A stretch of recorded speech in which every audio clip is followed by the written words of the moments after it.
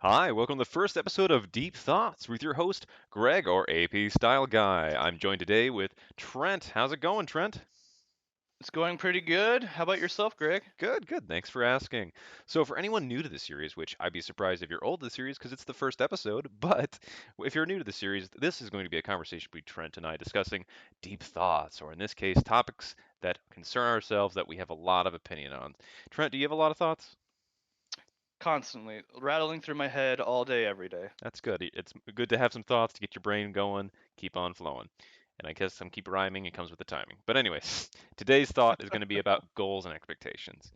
Now, Trent has some different thoughts than I do, but I'm very interested to pick his brain on this. So, first off, I think the first time we start having goals and expectations is when we were a kid. So, do you agree with that, Trent, or do you have a different opinion as to when you start having goals? Um, no, I definitely do agree with that. I think as a kid, you have a very narrow mindset of what goals and expectations are. They're hmm just more like big dreams, like, oh yeah, these are totally achievable. So when I was a kid, my goal slash dream, because we all know dreams are fantasies because they're a dream and not a goal hmm because they're not actually feasible. I wanted to be an actor, scientist. Um, Oh, yeah, and the reason I wanted to be an actor is because they made a lot of money, and the reason I wanted to be a scientist is because the lab coats, and I liked pouring stuff into vials, even if I didn't know what they were.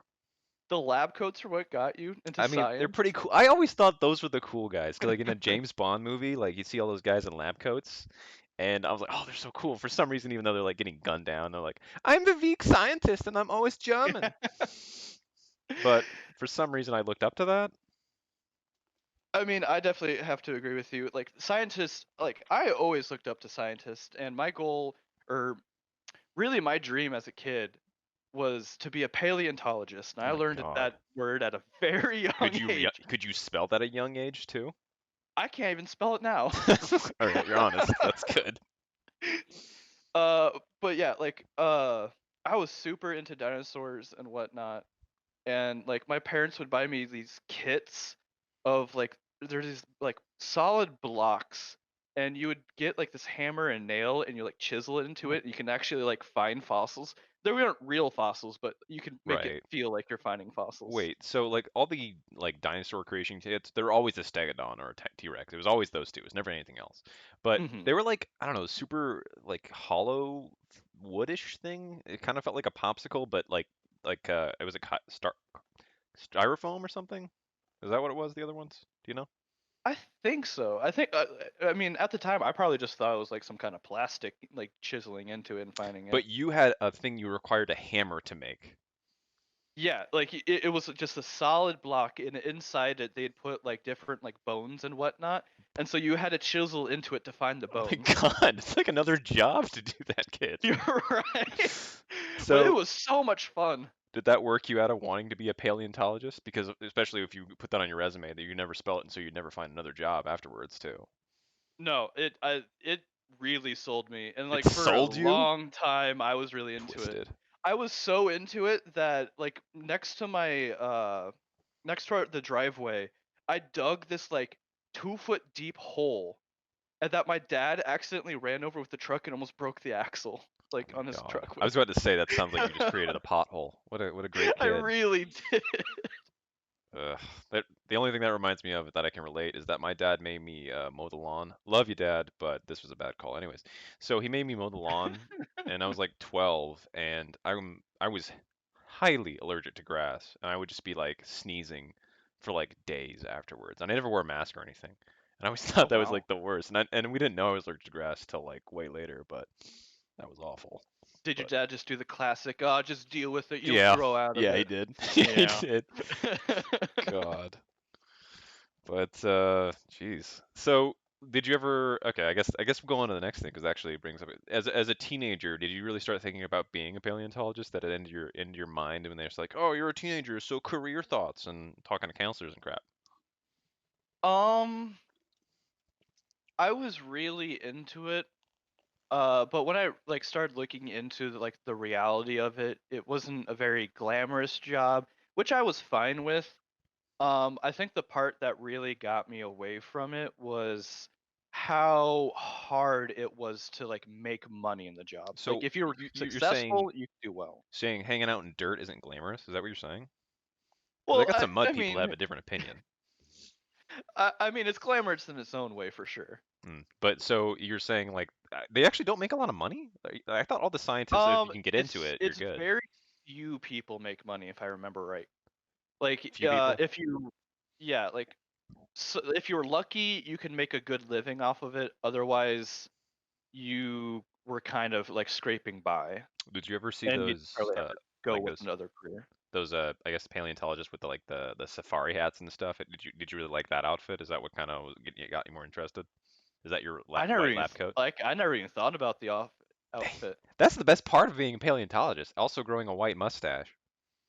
Oh yeah, and carrying around a cane too. No, you don't have a cane. What? You're not a pimp. You're a paleontologist. Even though there's a letter P. I guess there is a correlation there. I'm thinking about the Jurassic paleontologist or Jurassic Park paleontologist. You know, he's Oh, got like the oh, little oh, yeah, mosquito and the yeah, amber. yeah, yeah. That is the outfit. Okay, all right. Yeah, Touche, because you said like the touche. whole white Yep. mustache and all Yeah. that. He's got a white beard though, too. To be honest, Okay, he's fair. got more white facial hair. But I understand what you're coming with the cane. So back to me. Thanks for asking, Trent. So my teenage stuff. I'm kidding, but I don't know. It was like okay. So for when I was a teenager, obviously like I started realizing I didn't have the acting chops because I became like a huge introvert. Mm. Um, from I think I always was, but I moved when I was younger in the third grade, and that was really hard on me because I felt like I lost my whole world, and basically for the Oh next wow. 10 years or something ridiculous, I was like, oh, Seattle is where if I would have been there, like what if I kept doing the I think we Oh talked yeah. about this offline, but FOMO, fear of missing out. I was like, oh man, I really miss that, and I felt like it wasn't fair that I had like a lot of my mid youth. I don't know, was it mid youth? Anyways, taken away from me and like changed. And so when it came to my career, I don't know. I think I was interested in video games, but back when I went to school, because you and I have such a age difference. But anyways, back when I Oh was yeah, yeah, yeah. when I went to school, like for example, my computer class, I remember going there, and the teacher would literally be like, "Okay, you guys do whatever," because she didn't know what to teach. We all could do circles around her. And so in Mhm. terms of video games being a career, it was like such a niche thing in my mind. So like, that's not a thing. Program's not a thing. And so Mhm. I guess I was just like, I'm just gonna do business stuff and figure it out. And I think one thing that really harmed me was the fact that my dad had, I still call it to this day a dad job. And you know what I mean by that? Yeah, kind of like a soul-sucking job. No. That's what I see I think of when I told hear like you, dad job. I told you before this you were gonna depress me, but no. That's not what I meant by that. I meant that it's a job that, like, as a kid, we can't understand because there's so much more elements to business that you have to almost have that job or deeply study it to understand the tasks involved with it, or Okay, even the yeah, I see roles. that. So in his case, I can tell you what he does now or what he did. So he worked, I'll tell a little bit of his career path, and it kind of illuminates what he does. He worked at a racetrack, as helped with their advertising. He worked at a just going to keep it blank for now. But he worked at a Mhm. racetrack, and then eventually he worked for ESPN and helped out with their advertisement. So essentially, what I understand his job now, which I still barely understand, but as an adult, I don't say grown adult because we're all growing. As an adult, he's a media buyer and seller. So he looks for opportunities to Okay. get media spots and say, hey, advertise our program here. This is who we need to talk to here. He's got so many friends. It's ridiculous. He's like, yeah, I know people at Disney. Like our like his Wow. I guess brother-in-law, he knows John Madden, for example. You know who that is? Wow. Yeah. They're neighbors. Like he knows all these Oh, people because a big part of his job is just knowing everybody and having like a little bit of like just having all those tendrils and connections. yeah, all these connections in different industries. And so that's what he would do. And so, as his son or his second, like you just look up to your dad, like I'm just gonna do that Mhm. kind of. But he never really had I guess he does have his own business, but he didn't own like a brick and mortar, so it's not that transparent. And so I just kind of wanted to somehow find that path, but I didn't really know how to do that there. So That makes sense. yeah.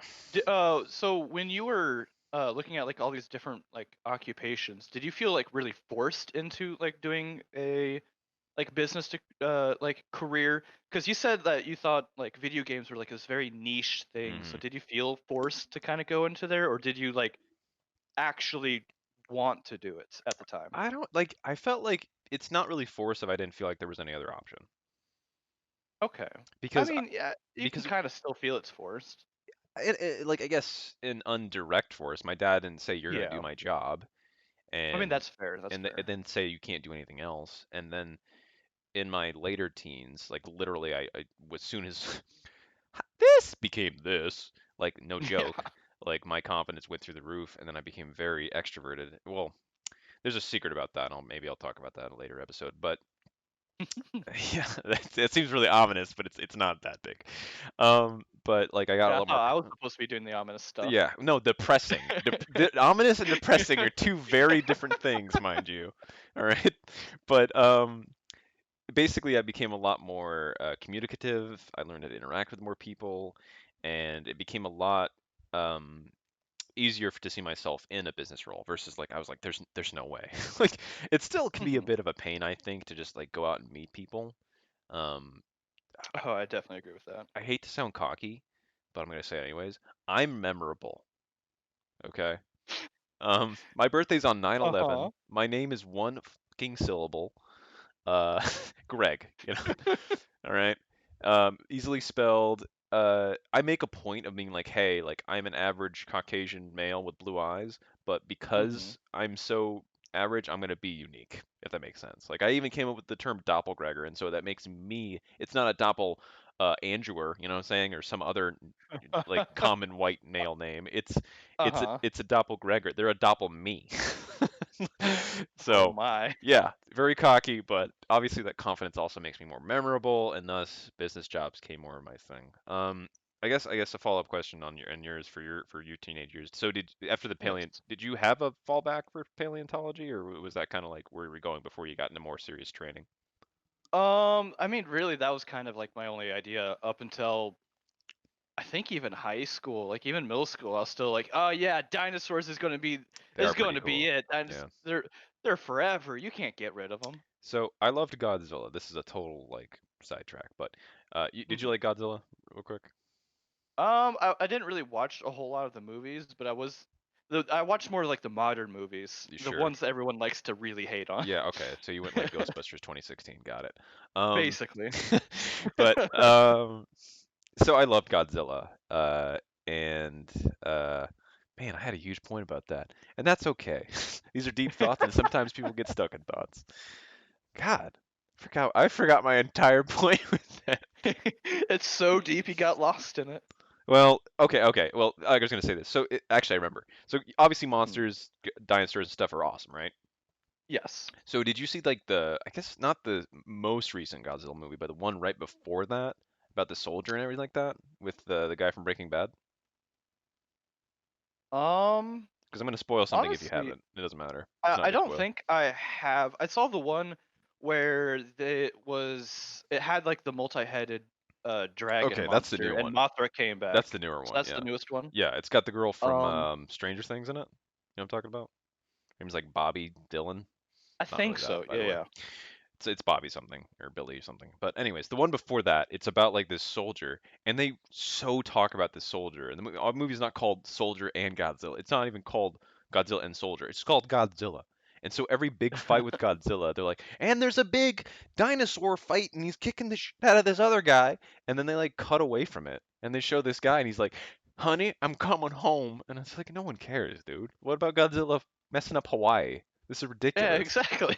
You're supposed to be focusing on Godzilla, not this like little side plot. No one cares about. We're all humans. That's boring. Yeah, I could turn on the news and talk about old humans talking about dumb bills and stuff. Like, we want to be a giant monster breaking e- down buildings. exactly. So I definitely see the appeal of dinosaurs, but the application is just so much limited.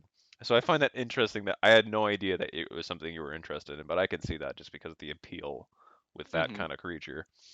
But See, I was actually like really obsessed with like the biology of it and oh how it god. Okay. I mean, like yeah. how the Go ahead. environment like intertwined and to create such a beast. Like, And like you mean like a giant beast like that? yeah, like how like the oxygen levels help played the part and like how big um insects got. And so like I was like, okay, so maybe I could create an environment to bring back these dinosaurs. Oh my Like God. that, like I was going whole Jurassic Park on this. So I actually took a entomology class in high school, or not high school, in Oh, college, nice. and I, the class really bugged me. No, but seriously, it was very mediocre. I remember there's two stories I got with this. I've got so many Uh-huh. stories. One story is that I remember I had my favorite pair of aviators. These things were so cool. And this Mhm. class was like from 5 to 7. It was crazy because I'd have all my classes on Okay. Tuesdays and Thursdays. And then like I think I'd had like one on Friday or something like that. I had an awesome schedule in college. Um, Mhm. and I was running back home or to my car because how it worked is if you parked on site, it was like $300 a semester, which was a Yes. lot in the 50s apparently because you think I'm super old. But Yeah, anyways, you're 57. Like, come on. it's stupid. I hate that. Anyways, but anyways, I was running back at like 5, 6. It was dark out after class was up, and my glasses fell off, and I lost my aviators. And I remember I looked Oh forever, and no. so I was like always associate entomology with losing my favorite pair of sunglasses. And the Those second, the st- cockroaches. They came for him. oh yeah, they just took them. And I guess I have two other things. God, I have just Oh these man. thoughts are getting deep. I don't know what to tell you. Hopefully the title of the video matches. But so I remember hearing about because like one of the first things everyone's like, oh, everyone's like, oh, insects become giant and kill us all or whatever, right? Mhm. Well, it turns out like because of how they've evolved, they're actually limited their size perpetually. They'd have to almost evolve into a new species in order for that to be the case. So all these movies about them being genetically modified, it's Mhm. completely fictitious, which I love that word fictitious. Mhm. But it's I found that was very interesting. And the last thing was I had to write a paper about honeybees, and I remember I Okay. put like all this work into it, and guess what grade I got on that paper? A solid B. I got a C. We could try though. Oh man. Fake out.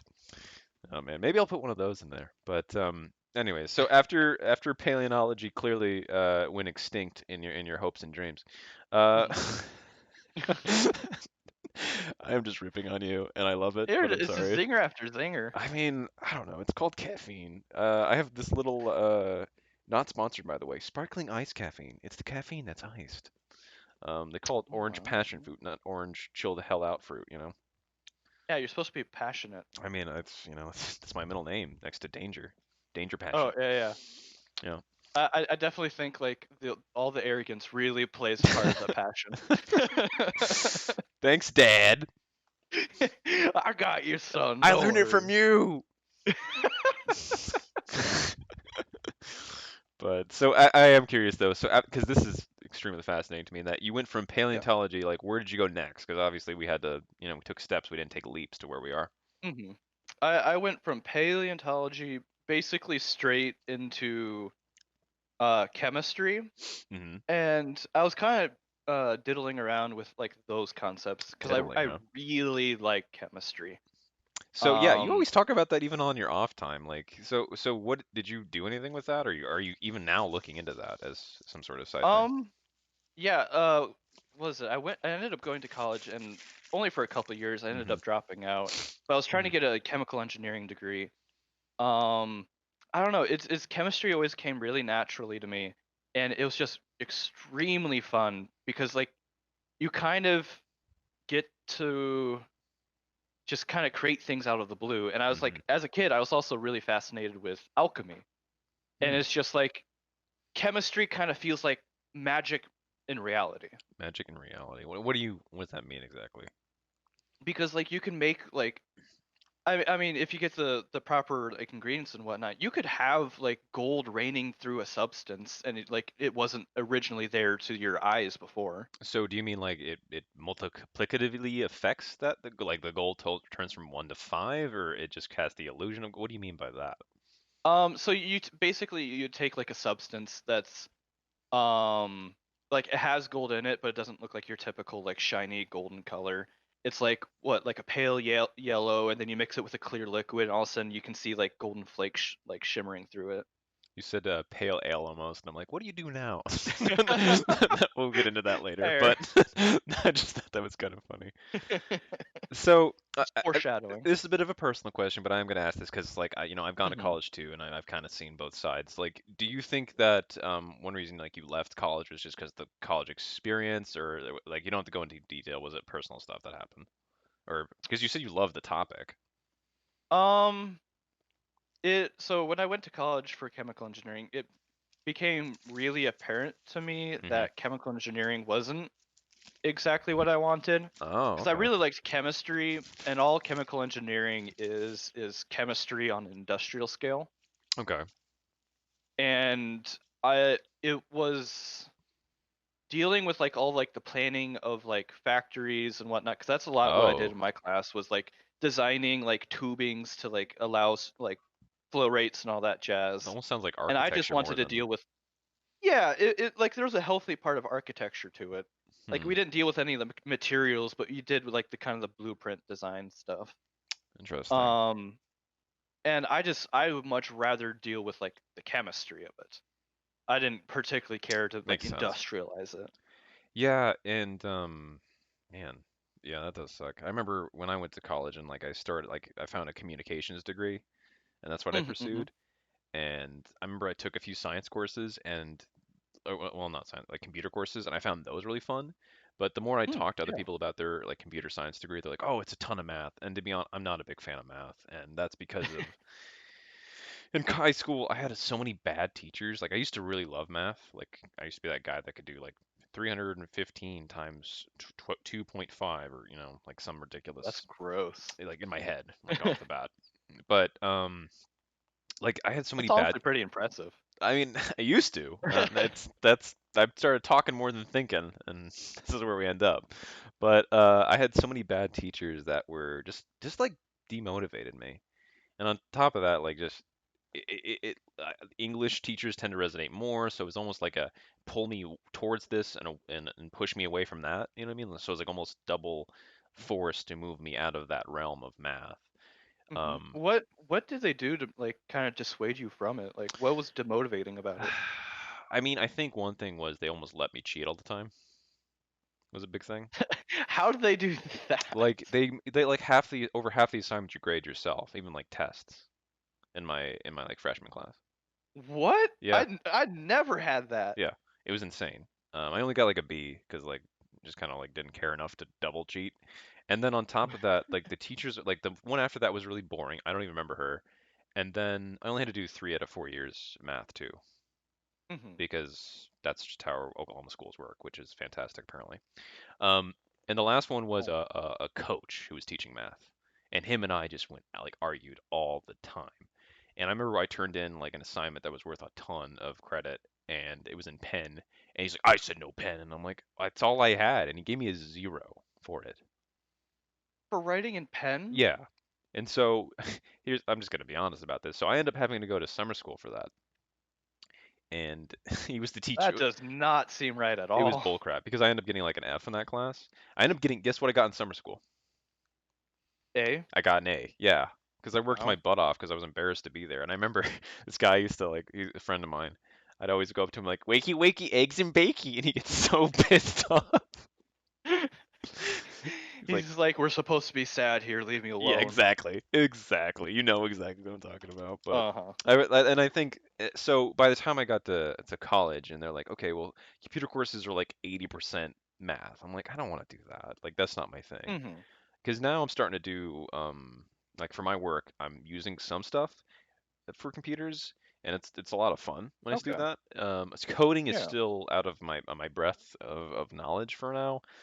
Who knows where that's gonna happen? But um, I do I kind of like where I'm at now in that like I recently had a conversation with some professionals, and they Hmm. I love how I phrase it like that because like what's the context of that? Don't worry about it. Anyways, a conversation with some professionals, and they talked to me like I explained my experiences, and they're like, "Oh man, you sound like you're like a hybrid." I'm like, "What do you mean by that?" And they're like, "Well, it sounds like you got a lot of technical aptitude, and you got a lot of business aptitude, and you speak well." And they didn't say speak well; they said speak good, but you know, Mm, yeah. So the speaking good was for you, not them. right, like I speak well, they speak good, if that makes sense. Hmm.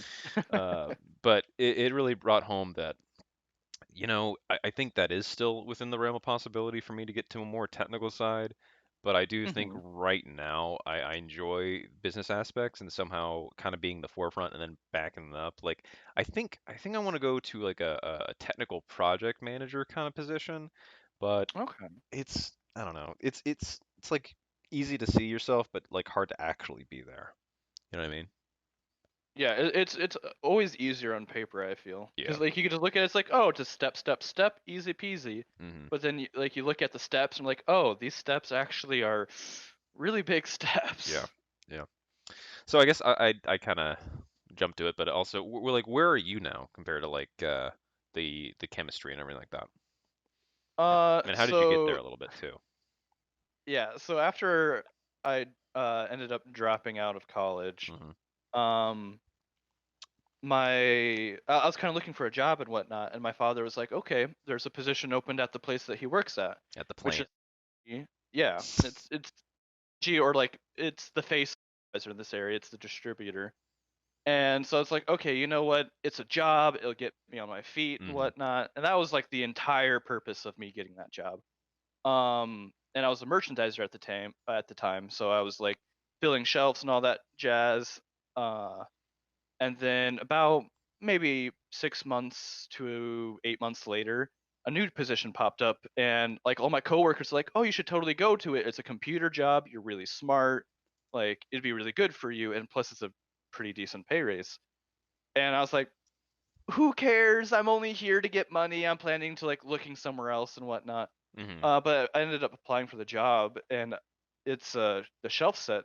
Uh, I'm now a shelf set coordinator, and now I deal with like product placement. I like Coordinator it. is a title you can sell for the rest of your life. Right? It sounds Hmm. like I'm super important, and I literally just decide where product goes on shelves. Like that's my entire job. I feel like so many like you learn about this in adult jobs. Almost all jobs, it's just like the company's like, how can we make this tile seem amazing so like people want it? And then when people Right. actually acquire it, they can like take that title. So I'm technically a technician. Like, and my role Oh is wow. technical, but I feel like the technician's like, so I took apart your engine and rebuilt it, and now it can fly. Yeah, Like, it's just like you can do like it makes it sound like you can do so much more right? than you like actually Exactly. can. And like coordinator, I feel like if I was like, hey, we need to lead this army, can you coordinate it? I got you. Like, Right? But in reality, it's just like, oh yeah, we're gonna go change the place or change the set at this place. Can we get like one person, and then I have other people like coordinate it for me? do you know anyone that can speak English and use Microsoft Word? Got it. Yeah, you're our guy. Let's go. Can you look at pictures and make the picture like make reality look like pictures? Make Cool. reality look like pictures. That's Yeah, like art, man. honestly, we could hire a troop of monkeys to go. Like, Oh God. I think art is so fascinating in that like I don't see myself as a very artistic person, mostly because it's so close to the aired. But also I'll let you breathe that one out for a second. Also, like I feel like it's such a foreign concept to me because I've been in such a business at life. Like my brother's not an artist, my dad's not an artist, and communication is an art. And also, like hmm. now I'm starting to do all this like creative stuff, and I've had some of my friends are like, "Greg, you're just so arty, you just know how to." I'm like, what? When the hell did I become an artist? And so, I think like people put like such a like fixation on being like super good on art that mm, if it's not great, it's not art. mm, And so yeah, like everyone can make art. It's just like you're just creating stuff. You're just taking ideas from your head and making them. That's art. true, true. Um, but yeah, no, it's just interesting how like we put ourselves in this not like I guess position, but we lock ourselves in a certain space and then we don't think we can go outside of that space. And so, Hmm. it's just interesting in that like I mentioned, like I went from a business role and I'm working on technical stuff and somehow in between I became a hybrid and I think in the future that's definitely something I'm going to be applying for is that I want to be able to apply all the knowledge I've gained, and that when I've talked to these business professionals, they acknowledge that vision, and I think in a way that I see that as something I can apply. And I know you went from a merchandiser to a coordinator, fancy. Yeah, Like real upgrade. I know you have a lot going on there, but I guess are you planning to are you thinking the same thing, or are you wanting to be like, hey, path A was just totally not it, and you're going to like plan path L or whatever? Like, what's up with that? Honest, like after I dropped out of like college was like my plan A, and Mm-hmm. it was like plan A or bust. Mm-hmm. And so like I dropped out of college and like started working at Budweiser, and it's all been like plan what's going on. And so like What's going going forward, on? yeah, Sorry. right. Like going on from here, I don't know. Like it's I don't know where I'm going, and I think But do you that's know where you've been? I do know where I've been.